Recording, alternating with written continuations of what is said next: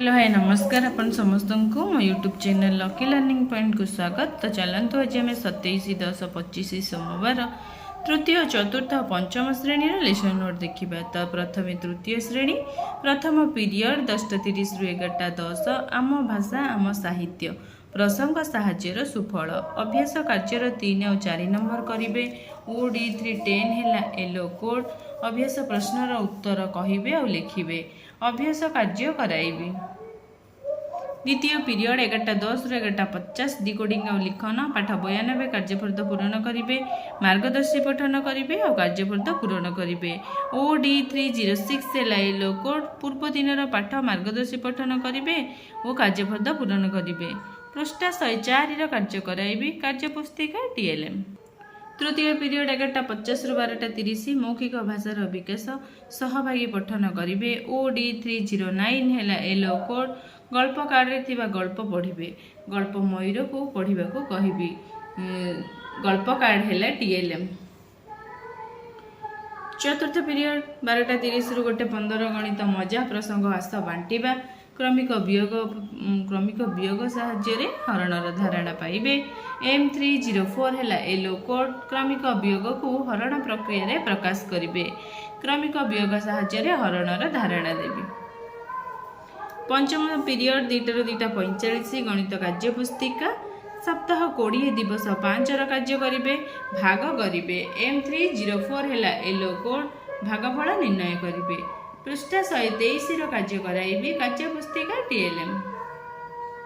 षष्ठ पीरियड 2:45 रु 3:30 my English book topic baby baby matching activity करेंगे। EN303 है yellow code the students will match the lines I will discuss practice activity।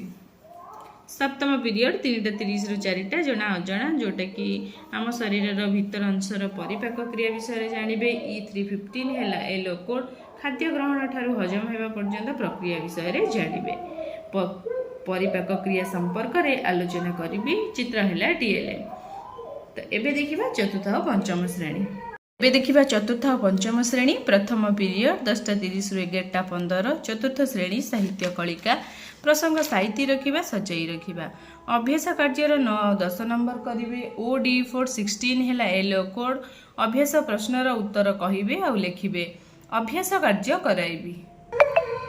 पंचम श्रेणी साहित्य कुसुम प्रसंग विश्वस्त साथी जंत्र मानव अभ्यास कार्यर 3 और 4 नंबर करेंगे। OD514 है येलो कोड अभ्यास प्रश्नर उत्तर कहे और लिखे अभ्यास कार्य कराइबी। द्वितीय पीरियड 11:15 रु 12 my English book 4th class topic है strength stock fill the blanks है स्पेसिफिक ऑब्जेक्टिव। EN404 है yellow code the students will write living place of creatures I will discuss practice activity। 5th class topic है the frog and the crow vocabulary है specific objective. EN508 है yellow code the students will do session 5 activity I will discuss session 5 activity. तृतीय period 12 रु 12:40 चतुर्थ श्रेणी आमे और आम परिवेश प्रसंग प्राचीन कालर वर्तमान पर्यंत मनुष्यर प्रगति जंत्रपातिर व्यवहार जानवे लिखे और कहे। E407 है येलो कोड विभिन्न जंत्रपाति और तार व्यवहार लिखे प्रसंग आधारित सारणी पूरण कराइबी चित्र है TLM। पंचम श्रेणी परिवेश विज्ञान प्रसंग आम देशर प्राकृतिक संपद कृषि और शिल्प अभ्यास कार्यर 4 नंबर करेंगे। E513 है येलो कोड अभ्यास प्रश्नर उत्तर कहे और लिखे अभ्यास कार्य कराइबी। चतुर्थ पीरियड 12:40 रु 1:15 चतुर्थ श्रेणी गणित कुहुक प्रसंग हरण करी जानिबा अभ्यास कार्यर 7, 8, 9 नंबर प्रश्नर समाधान करेंगे। M402 है येलो कोड अभ्यास प्रश्नर समाधान करेंगे अभ्यास कार्य कराइबी। पंचम श्रेणी गणित धारा प्रसंग गुणन और हरण अभ्यास कार्यर 1 और 2 नंबर करेंगे। M502 है येलो कोड अभ्यास प्रश्नर समाधान करेंगे अभ्यास कार्य कराइबी। पंचम पीरियड 2 रु 2:40 चतुर्थ श्रेणी आमे और आम परिवेश प्रसंग पदार्थ परीक्षा करी देखिबे। E410 है येलो कोड जलर विभिन्न अवस्था परीक्षा करी देखिबे परीक्षा करी जलर 3टी अवस्था देखाइबी पानी बरफ आउ किछि जदि रोषेई घरे जाइकी जल को बांफ माने गरम जल को नहीं कि बांफ बाहर देखैबी। पंचम श्रेणी परिवेश विज्ञान प्रसंग शक्ति और कार्य अभ्यास कार्यर 5 और 6 नंबर करिवे।